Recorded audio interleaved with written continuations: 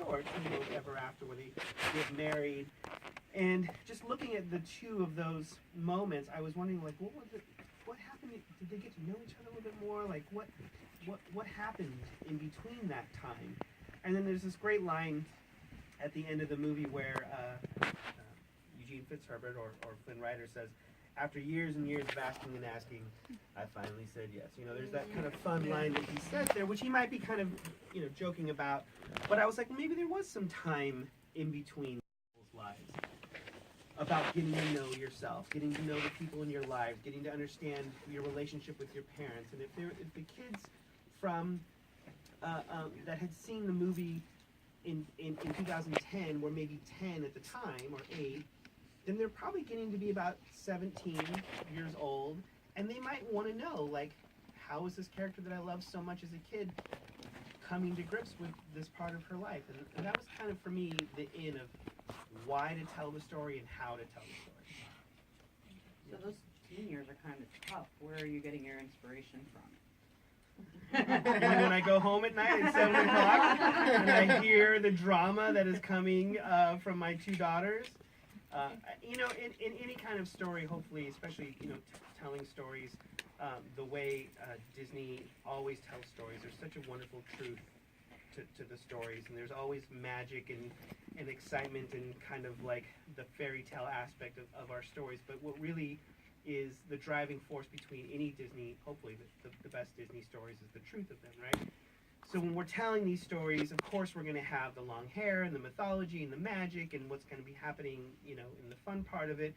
But if we don't tell that heart story and that real story about these real characters, then we're missing our opportunity. So whenever I go home and my daughters tell me about their friends and the boys they're dealing with, and they're arguing with me about something, and my wife and I are disagreeing about how to do something with them, those are the things that hopefully we're pouring into the stories, that the kids are going to have fun watching the magic, but the parents are going to, and hopefully the older kids and even all the kids will have a better view into the stories, the emotional side. I love that Rapunzel, she's back to blonde. I mean, I identify with her as the blonde Rapunzel, and I'm wondering, why was that decision? Was that like a marketing decision, or was that more than that? Well, I mean, ultimately, her name's Rapunzel, right? Long blonde hair. If you're going to tell a story about the Hulk, you're not going to tell, like, about a dog, right?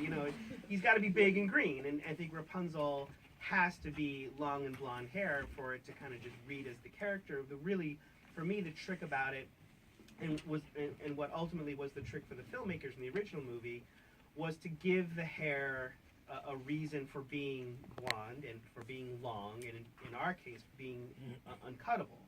So all of the big story, the big question that we always ask in the story room is always why.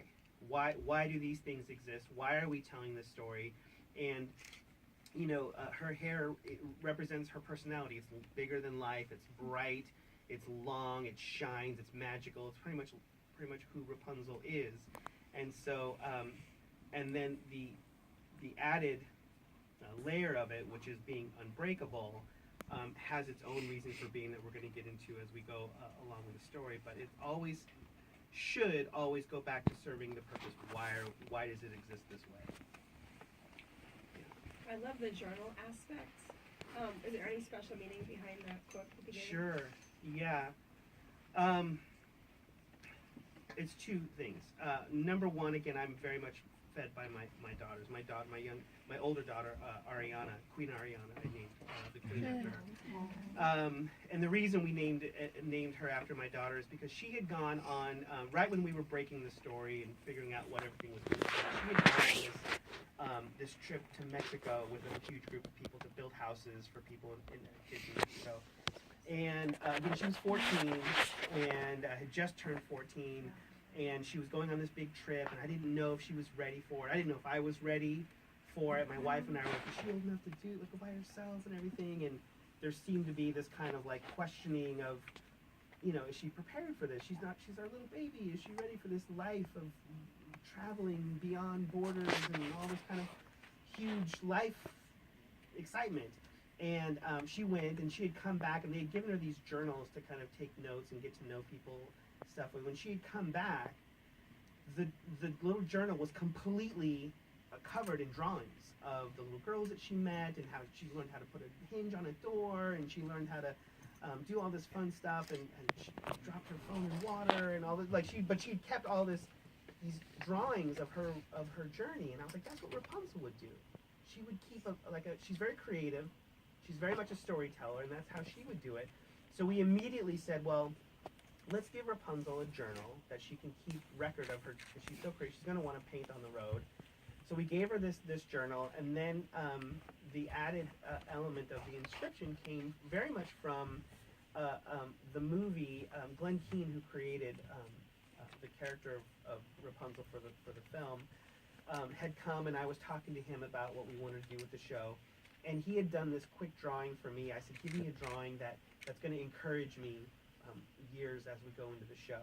And he'd done this picture, this beautiful drawing of Rapunzel, and on it he wrote Poussez en bleu, and I was like, what is that? He said, well, in the movie we had this phrase that we were using just in the story rooms of, like, at the end of the movie all of her magic is gone, but she squeezes out one last drop of magic out of her. And he said that the reason behind that, the meaning behind that, is that we all have more in us that we can push through. And he was telling me, like, when you feel like you're at the end of your ropes, if you can't give any more, push through, and there's always more inside of you. And I thought that was such a beautiful sentiment. And I thought that the mother would give it to Rapunzel as, like, listen, everybody has these expectations of you, of a princess, of a daughter, of a girlfriend, but there's more in you than everybody else has expected of you, and show the world what that is, and keep record of that in this journal. So the phrase means there's more in everybody. There's more inside of Eugene. There's more inside of Pascal. There's more inside of Corona than everybody just sees on the surface. We're going to get into as we go into the season, there's even like tunnels underneath Corona, and even the tunnels have that thing that clue us there's more in Corona. Like, we try and put that in every aspect. So the journal is very much a part of the large story for the show and for who Rapunzel is himself. Chris, I read that you have a hobby of making movie prop replicas, Yeah. and I'm wondering if you've made any related to this Disney. Well, how fun was it for me and Claire Cain, who created the murals in the movie, all the murals in her tower. She and I are really good friends. We've been friends for years. So when we had this journal, Claire and I got together, and we built we made the physical journal.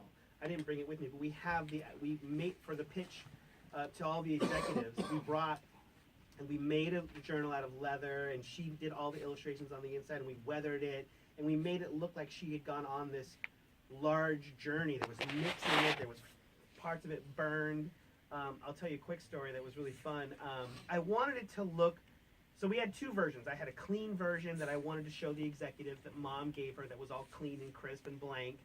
And then I pitched the whole story, because we pitched the entire story. And at the end, I wanted to pull out, and this is where she comes home with, right? And it had gone through her whole adventure. And I wanted there to be this, that it had gone through all these adventures. So it had, like, again, burn marks and magic scars on it, and nicks from a sword and stuff on it. And I wanted it to look like a horse had stomped on it. And so Claire had done all of her work on it, and she'd filled it, and we didn't have the pages in it, but she had painted the outside of it with these birds and all this crazy fun stuff on it. But I wanted to get a horseshoe and smash it into the leather to make it look like a horse had stepped on it. So Claire had done her painting, and we had weathered it a little bit, and I was in my backyard, and I had gotten a horseshoe, and I had it in my backyard, and I placed it right where I wanted, and I had this giant hammer that I was going to smash it onto, and I didn't have the heart to do it, and I'm like, I don't know if this is going to mess it up, like, I couldn't do it, and I called Claire, and I'm like, yeah, I got it on the thing, like, should I do it? She goes, yeah, just hit it, just go for it, and I'm like, I can't. Ended up not doing it. I couldn't bring myself to, because if something went wrong, it was going to break the thing. So ended up not doing it. But I really pulled from my my weathering, making movie prop stuff to make it. But again, when you hold that thing, it's almost like you're holding a piece of Rapunzel's like story, like physical part of who she is. It's really fun. The design style is much different than in the movie. What was the inspiration for the design for the series? So, one of the things that Chris and I both come from old school, traditional 2D Disney background. Both of us started a little over 20 years ago.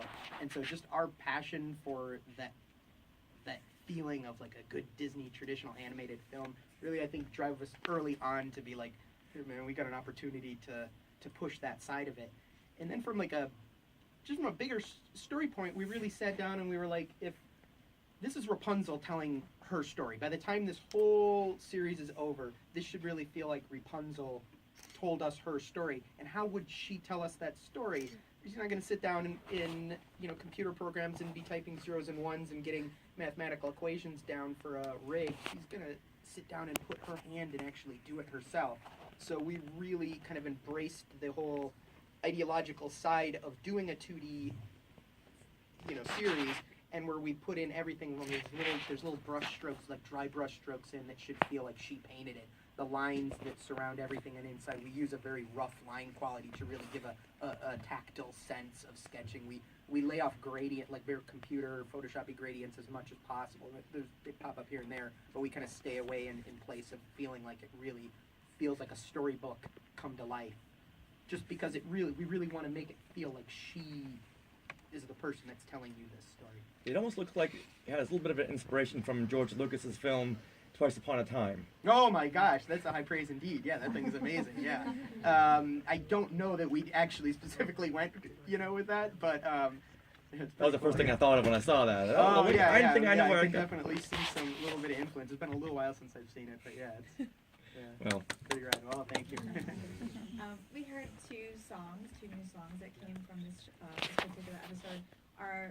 Will we hear new songs in every episode moving forward? And if so, will there be a DVD, songs? Yeah, a from soundtrack, sure. Soundtrack. So, again, Ben said we come from old school Disney. Part of that is, me being very much influenced by the works of Howard Ashman and Alan Menken, and Howard Ashman had given this wonderful lecture many years ago when they were making Little Mermaid that I got to just see on video, and where he talks about music and its role in storytelling and how it should really be, if it's the most successful, it's really telling the heart of a character and really, or changing the heart of a character. So we really wanted to keep the music special. We knew our access to Alan Menken was going to be limited, and even if we had unlimited access to Alan Menken, getting a song into every episode, not only is it productionally very difficult because it's so much time for a music, you don't want to cheat it and it takes up so much time, but I wanted the music to stay special. I wanted it to be used where the characters have something to say and have something on their heart that is going to change their viewpoint on the world. And so those big moments lined up with what we're calling our tent poles. So we have 3 big tent poles per season. So we have a season premiere, a mid-season, and a season finale. And those are the places where we really have the big musical moments where huge things happen.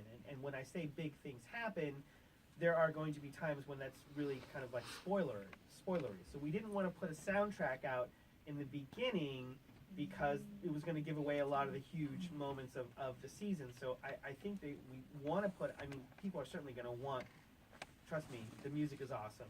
And there's more music to come, and it is epic and big and special, and people are definitely going to want it. But the collection really makes sense at the end of the season where you really see the whole thing kind of come together.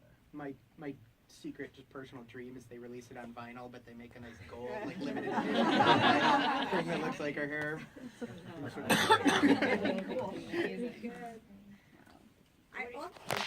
You normally carry. Oh, he's right here. I know. Yeah, we'll get a picture with everybody. So I have an Instagram account. Follow Pascal. So you can either go to follow Pascal on Instagram or #follow Pascal if you get a picture of him. Where we take him, this guy, he's in my bag right now, he'll come out in a second, but he goes with us to all of the records and all of the events, what we do with you guys. He's been there with every single celebrity that we get for the show, and as those characters come up during that week, I'll put up the picture that we had of either, you know, whatever the special guest of the week is. So you'll be able to see Pascal. That's him. I only have one, Yeah. and he goes with me everywhere. And you'll be able to see the fun things that different celebrities have done with him throughout the season. Will we see Lady Cain again, and what was behind giving her a tattoo? Well, I'll just say tune in for the answer to those. Well, I don't know. I mean, even with the tattoo and stuff like that, I mean, I think it was just literally one of the cool things about the program we're using. It's called Harmony. Is it's sort of this blend between doing CG and 2D. I mean, technically, what we're doing is we're building like all of these characters in the computer by flat images that end up spinning around.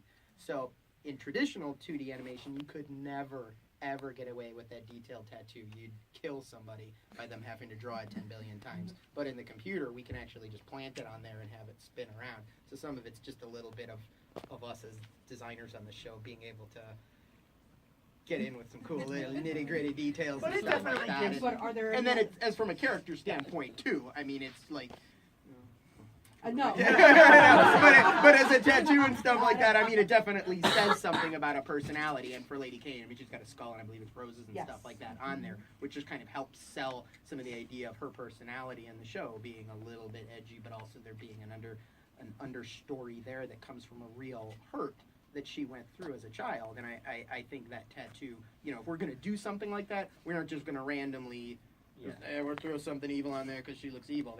We try to think of the meaning But behind there's it. no other female Disney character that has a tattoo. Would this be the first one? I No, that I no, can we recall. we certainly didn't set out to be the first, and I don't know, maybe I gotta imagine there has to have been. Is there really no other one? Wow. Well, I that's didn't cool. even, yeah, I hadn't thought about that. Yeah. Right about that. Blazing new trails. Oh no! Wait a minute. Pocahontas has got a tattoo. Yeah. What are you Does talking about? Oh yeah, I had to draw that tattoo. That was No, I'll tell you a quick story. They put that on late on her, and so we had to go back and draw that thing. And it had all these little tiny spikes with dots at the bottom of them. I was going to point out sometimes where it fluctuates a little in the frame. But Oh, it's my fault.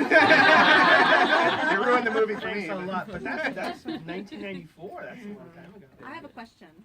Because of Lady Cain and Rapunzel, there's definitely a similar background there. So is that going to be continued to be explored? The fact that Rapunzel was taken away from her family, Lady Cain was separated from her father. You know, is that going to be drawn kind of? Is that ever going to be like? Here's what I'll say about that. Not too much, but I will say again, like my comment earlier about everything has a why. Like, why do these characters exist? They exist in our circumstance. They exist to fuel who Rapunzel is and where Rapunzel is going, right? So we don't put, hopefully, in the best case scenario, we don't put anything in the show that doesn't exist unless it is serving, excuse me, a very specific purpose. And so tune in, and I think you will be happy with where the story goes without giving away too much. I have a question.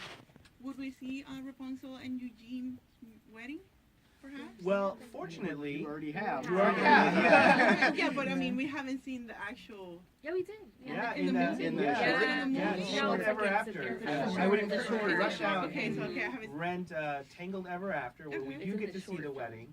And again, like that really was the fuel for our show. If we knew that that's what they were going, then how do they get to that specific point? So yeah.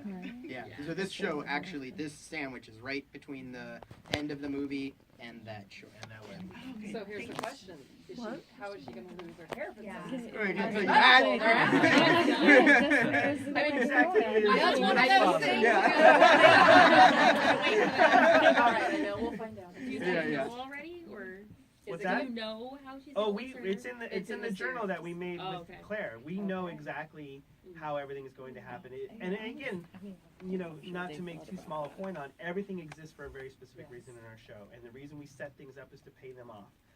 So yeah, we know exactly how that is going to happen. Now, there's going to be a lot of surprises for us as you know, kind of as we wander through it. But the big major things that happen throughout the show, we have a very good understanding of what those are going to be. Yeah, when you're crafting these stories, a lot of times if you're too structured and too rigid on a path, you don't leave yourself any room for inspiration or fun things that come along the way, where you discover a character that all of a sudden everybody falls in love with, that you weren't really anticipating that. So we've left enough room to kind of meander around a little bit and explore and stuff, but the big pieces. Well, especially when you have 26 episodes per season. Yeah, like it's a lot. we have a lot of story to cover, and so few of those really have to do with hair cutting or not cutting, that we have to tell other stories around that. So there definitely is that wandering around, getting to know other characters in the kingdom, and understanding how they fit into her life. Are you going to be mixing the princesses at all, like the way like Sophia does? No, I think Sophia, it's Tangled for us is a very finite universe, and unless I mean, it's a pretty firm answer. It's not in my interest to involve any of the princesses in her story. At least none that have been established. I mean, of course, she'll meet other people along the way, but I don't think we have any purpose of her running into Snow White at any given time. No cameos. Yeah. So what are you most proud of about continuing Rapunzel's story? Oh man, for me, just honoring the original. It's always been a huge a priority of mine to not only honor the work that was laid out by Nathan and Byron on the original film, and Glenn Cain, who created the character, not only honor that, but keep true to the characters. That was always my marching orders from Glenn Cain, who created the character. It was always just be true to who she is, and I think we've done a really good job of that. Do you have anything you use? I mean, that goes hand in hand with, I think both of us are on the exact same mission statement that way, which is just to, I mean, we have not only do we have friends that have worked on these features, we've also been in situations where we've worked on features that have been translated, and you just have such a passion for not only for the filmmakers, but how many fans there are of Tangled. I mean, Tangled is an insane property, and the people, like, I go on Tumblr and or even on Facebook and see comments and stuff, or on YouTube and see comments, and you're just like, man, these people love these characters. we have like a duty to make sure that we're doing right by these characters for these people that are going to, that live and love these characters so much. Yeah. It's an awesome responsibility. I'm one of those. I'm Yeah. like, don't mess this up. Don't screw this up. Yeah. We're right there with you. We are right there with you. Yeah. Can we do like 2 more questions? Over there. Can you talk about the main character, Cassandra, and her role and the history behind her?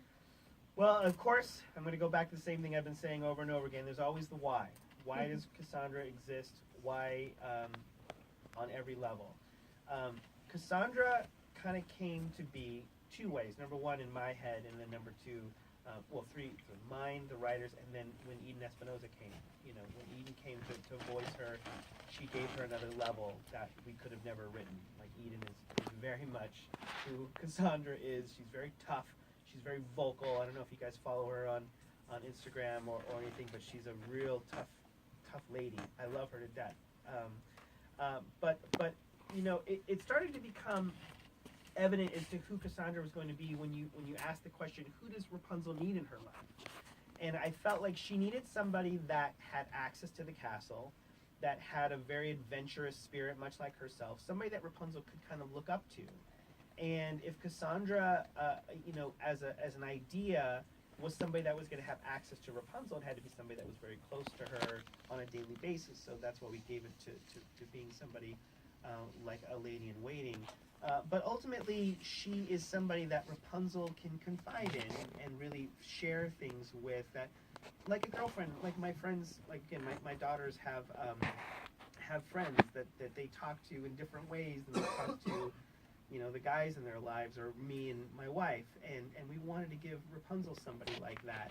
And she just, as we were writing the first few episodes and kind of coming up with the concept of the show, her character almost like wrote herself. Like, she was very militaristic, and again, like, because her father was the captain of the guards, she had a very different way, whereas Rapunzel's this kind of like free-thinking hippie. She's much more militaristic, much more like on, you gotta get going, and you know, and it just makes for fun storytelling when Yes. you have somebody on one side of an opinion and somebody on the other Yeah, side. storytelling's all about contrast, and so when you have two really diametrically opposed viewpoints on the same issue, it just becomes fun storytelling. So Rapunzel, who's always so optimistic and so cheerful and so full of wonder at everything she meets, it's great to have the opposite view, which is a little more sarcastic and a little more down to earth, and you get that different take on the same topic. It just makes for really great storytelling. And I love being able to hear Mandy and Eden together. They're such great performances.